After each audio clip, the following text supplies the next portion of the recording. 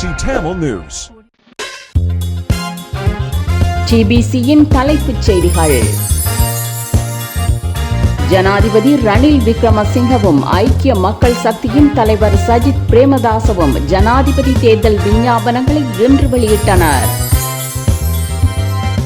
இந்திய தேசிய பாதுகாப்பு ஆலோசகர் அஜித் டோவால் கொழும்பில் அரசியல் கட்சிகளின் தலைவர்களை சந்தித்து பேசவுள்ளார். திருகோணமலை எண்ணெய் தாங்கிகளை இலங்கை பெட்ரோலிய கூட்டுத்தாபனம் மற்றும் வெளிநாட்டு முதலீட்டுடன் அபிவிருத்தி செய்ய தேசிய மக்கள் சக்தி திட்டம். கடவுச்சீட்டுகள் விநியோகத்தில் பொதுமக்கள் எதிர்நோக்கும் அசௌகரியங்களுக்காக வெளியுறவு அமைச்சர் அலி சப்ரி பகிரங்க மன்னிப்பு. பொது வேட்பாளர் என்ற நிலைப்பாட்டில் இருந்து அரியநேத்திரன் விலக வேண்டும் என தமிழ் தேசிய மக்கள் முன்னணி வலியுறுத்தல்.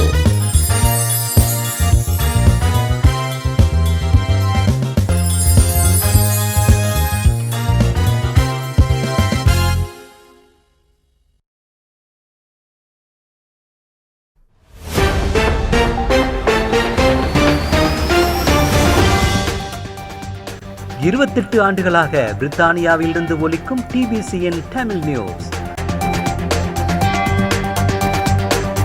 தமிழில் முதலாக ஏஐ செயற்கை நுண்ணறிவு ஊடாக செய்திகளை வழங்கி வரும் டிபிசி ஊடகத்துறையில் அனுபவமிக்க செய்தி ஆசிரியர் குழுவினரால் தயாரிக்கப்படும் டிபிசியின் காலை மாலை செய்திகள். டிபிசி அரசியல் தேடலான இன்சைட்ஸ் மற்றும் அரசியல் ஆய்வு உங்களை வந்தடைய எமது சேனலை சப்ஸ்கிரைப் செய்து லைக் செய்யுங்கள்.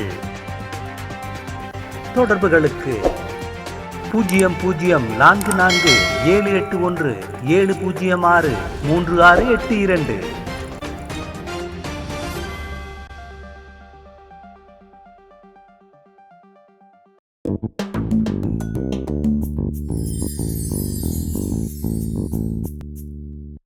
வணக்கம். நீங்கள் இணைந்திருப்பது டிபிசியின் மாலை நேர செய்திகளுடன். இனி விரிவான செய்திகள். ஜனாதிபதி ரணில் விக்ரமசிங்கவும் ஐக்கிய மக்கள் சக்தியின் தலைவர் சஜித் பிரேமதாசவும் இன்று தங்களது ஜனாதிபதி தேர்தல் விஞ்ஞாபனங்களை வெளியிட்டிருக்கிறார்கள். கடந்த திங்கட்கிழமை தேசிய மக்கள் சக்தியின் தலைவர் அனுருகுமார திசாநாயக்க தனது விஞ்ஞாபனத்தை வெளியிட்டிருந்தார். 3 பிரதான வேட்பாளர்களும் பொருளாதார நெருக்கடியில் இருந்து நாட்டை மீட்பதற்கான தங்கள் கொள்கைகளுக்கு விஞ்ஞாபனங்களில் முன்னுரிமை கொடுத்திருக்கும் அதேவேளை தேசிய பிரச்சினையை தாங்கள் எவ்வாறு கையாளப் போகிறார்கள் என்பதையும் குறிப்பிட்டிருக்கிறார்கள். அனுருகுமாரவை பொறுத்தவரை 2015 தொடக்கம் 2020 வரை நல்லாட்சி அரசாங்க காலத்தில் முன்னெடுக்கப்பட்ட அரசியலமைப்பு வரைவு செயல்முறையை நிறைவு செய்து புதிய அரசியலமைப்பு கொண்டுவரப்படும் என்றும் அதன் மூலமாக உள்ளூராட்சி மாவட்டங்கள் மற்றும் மாகாண சபைகளுக்கு நிர்வாக மற்றும் அரசியல் அதிகாரங்கள் பகிர்ந்தளிக்கப்படும் என்றும் குறிப்பிட்டிருந்தார். அத்துடன் இன மத பாகுபாடற்ற சமுதாயம் ஒன்றை உருவாக்கும் இலட்சியம் குறித்தும் பொதுப்படையாக கூறியிருந்தார். அரசியல் அமைப்பிற்கான 13வது திருத்தம் குறித்து அனுருகுமார பிரத்யேகமாக எதையும் கூறவில்லை. அதேவேளை ஜனாதிபதி விக்ரமசிங்க தனது விஞ்ஞாபனத்தில் 13வது திருத்தத்தை நடைமுறைப்படுத்துவது தொடர்பில் இவ்வருடம் தாங்கள் முன்வைத்த முன்மொழிவின்படி அரசியலமைப்பின் பிரகாரம் மாகாணங்களுக்கு அதிகாரங்கள் வழங்கப்படும்.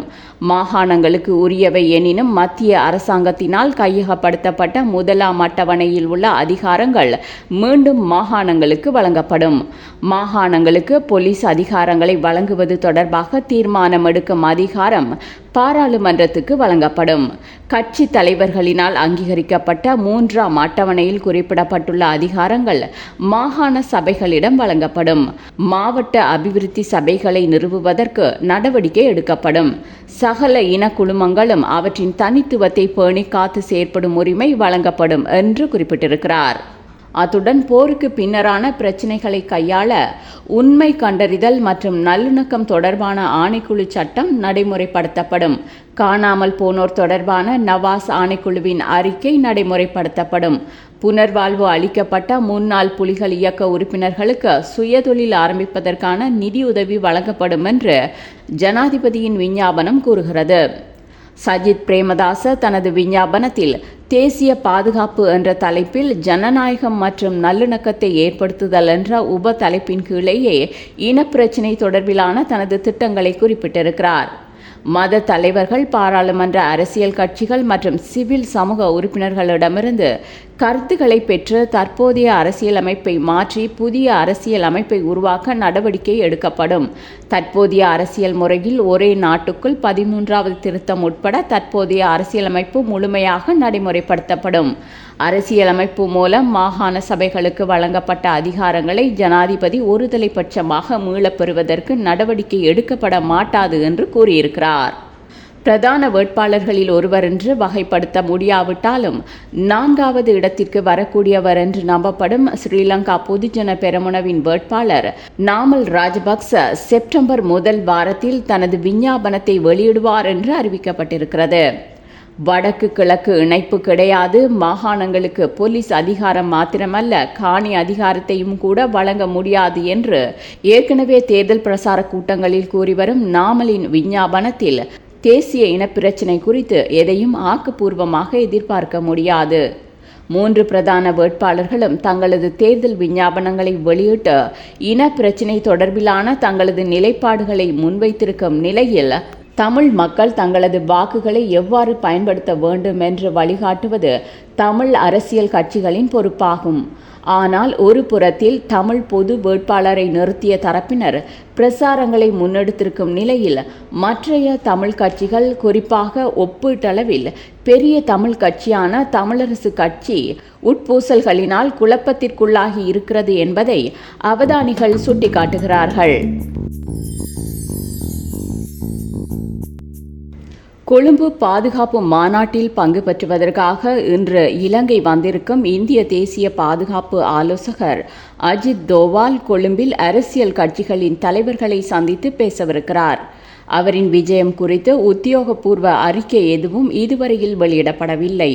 ஜனாதிபதி தேர்தலுக்கு 3 வாரங்களுக்கு முன்னதாக அவர் அரசியல் கட்சிகளின் தலைவர்களுடன் நடத்தவிருக்கும் பேச்சுக்கள் பல தரப்பினரதும் கவனத்தை ஈர்த்திருக்கிறது. அவரை சந்திப்பதற்கான அழைப்பு தங்களுக்கு கிடைக்கப் பெற்றிருப்பதாக அரசியல் கட்சிகள் உறுதிப்படுத்தியிருக்கின்றன. இந்தியா, இலங்கை, மாலைத்தீவு ஆகிய 3 நாடுகளை உள்ளடக்கியதாக தொடங்கப்பட்ட கொழும்பு பாதுகாப்பு மாநாட்டில் சிறிது காலத்தின் பின்னர் பங்களாதேஷும் மொரீசியஸும் சேர்க்கப்பட்டன. சிஷல்ஸ் நாடு அவதானி அந்தஸ்தில் மாநாட்டில் பங்கேற்கிறது. இந்த மாநாட்டில் உறுப்பு நாடுகளின் தேசிய பாதுகாப்பு ஆலோசகர்கள் பங்கேற்கிறார்கள்.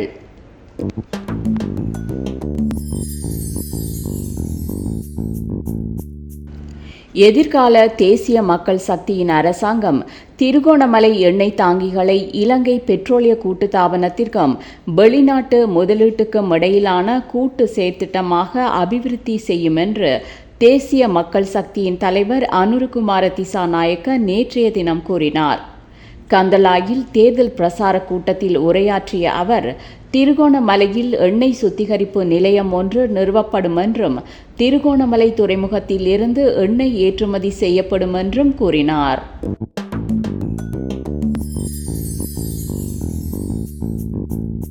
கடவுச்சீட்டுகள் விநியோகத்தில் பொதுமக்கள் எதிர்நோக்கும் அசௌகரியங்களுக்காக அரசாங்கத்தின் சார்பில் வெளியுறவு அமைச்சர் அலி சப்ரி பகிரங்க மன்னிப்பு கேட்டிருக்கிறார்.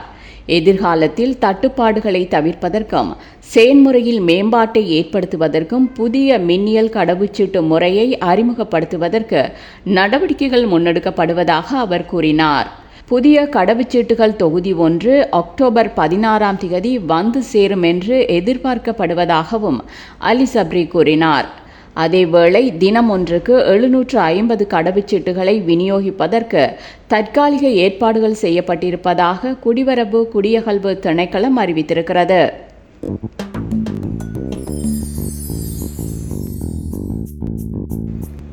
ஒற்றையாட்சியை நீக்கி தமிழர்களுடைய சுய நிர்ணய அங்கீகாரம் மற்றும் சமஷ்டி அரசியலமைப்பை கொண்டுவர வேண்டுமென ஜனாதிபதி வேட்பாளர்களிடம் தமிழ் தேசிய மக்கள் முன்னணி கோரிக்கை விடுத்துள்ளது.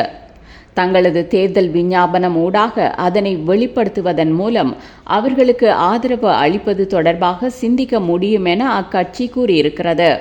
இந்த தேர்தல் தமிழர்களுக்கு ஒரு முக்கியமான தேர்தலாக காணப்படுவதாக குறிப்பிட்டுள்ள தமிழ் தேசிய மக்கள் முன்னணி தேர்தலில் மக்களுக்கு ஆர்வம் குறைவாகவே காணப்படுவதாகவும் சுட்டிக்காட்டியுள்ளது. இதேவேளை பொது வேட்பாளராக நிறுத்தப்பட்டுள்ள ப. அரியநேத்திரன் மிகப்பெரிய தவறை செய்திருப்பதாக அக்கட்சி விமர்சித்துள்ளது. பொது வேட்பாளர் என்ற நிலைப்பாட்டில் இருந்து அரியநேத்திரன் விலக வேண்டும் என்றும் தமிழ் தேசிய மக்கள் முன்னணி வலியுறுத்தியுள்ளது. இத்துடன் டிபிசியின் மாலை நேர தமிழ் செய்திகள் நிறைவடைந்தன. மீண்டும் நாளை டிபிசியின் செய்திகளுடன் சந்திப்போம். வணக்கம்.